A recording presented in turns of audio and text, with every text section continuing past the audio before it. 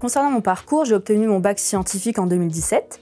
À la suite, je savais que je voulais travailler dans le domaine de la santé sans trop savoir le métier que je voulais faire. J'ai intégré la faculté de Rennes pour une licence en sciences de la vie, donc de biologie.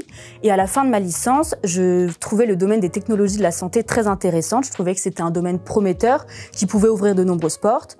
Là, je me suis renseignée sur les masters et écoles et donc j'ai découvert l'ESIR pour sa formation en technologie de l'information pour la santé.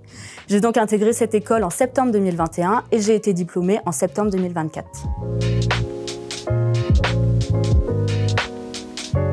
La formation TIS, elle m'a permis vraiment d'intégrer le domaine que je souhaitais. Ça a été une formation très complémentaire. Vraiment, j'ai acquis des compétences à la fois en informatique en santé, en traitement d'images, de signal, aussi en finance, management et droit. On a beaucoup travaillé en groupe, ce qui a permis d'appréhender le travail en équipe dans l'entreprise. On a vraiment appris à réfléchir et à raisonner comme des ingénieurs. Chaque année, on avait l'opportunité de faire des stages. Donc, j'ai pu aller en hôpital pour découvrir le métier d'ingénieur biomédical. Donc, c'est tout ce qui va concerner les technologies médicales dans l'hôpital. Je suis également partie 3 mois à Porto parce qu'on est obligé de partir en tant qu'ingénieur à l'étranger afin de valider notre diplôme. Donc là, j'étais dans le milieu de la recherche. C'est très intéressant. J'ai travaillé dans l'intelligence artificielle. Et la dernière année, j'ai pu travailler donc en alternance en tant qu'ingénieur application au poste que j'occupe actuellement.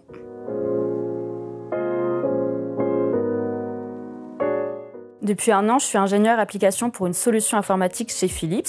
La solution se nomme ICA. C'est un logiciel de santé qui va être spécifique au domaine de la réanimation et de l'anesthésie.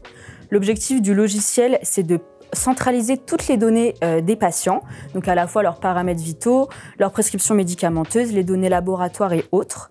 Donc mes missions spécifiques en tant qu'ingénieur application vont être tout d'abord de former les soignants, de les accompagner tout au long du déploiement du logiciel dans leur établissement, donc dans leur service. On va être amené à se rendre en déplacement donc pour les rencontrer afin de leur apprendre à utiliser le logiciel, le paramétrer. Et on va également avoir des tâches en télétravail où nous-mêmes on va paramétrer certaines données du logiciel. Et on va être également amené à répondre à toutes leurs questions, que ce soit pendant le projet ou même des années après. Donc quand ils rencontrent des difficultés, donc vraiment les accompagner tout au long du projet pour que le logiciel fasse partie de leur quotidien en tant que soignant et les accompagne tous les jours auprès de leurs patients.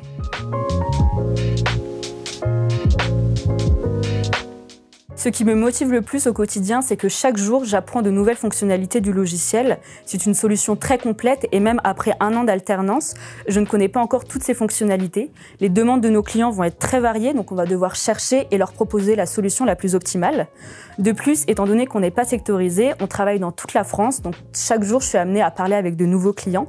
On travaille également dans les DOM-TOM et en Corse, par exemple. Donc ça va être très intéressant. On peut se déplacer dans des lieux où on n'a pas trop l'habitude d'aller et de rencontrer chaque jour de nouveaux soignants et de nouvelles personnes.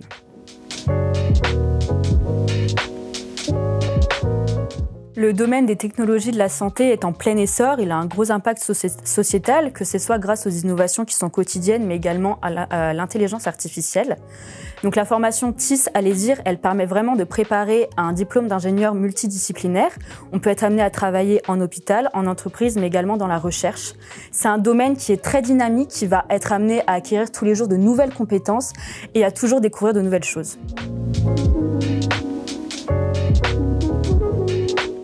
Innovant, prometteur et dynamique.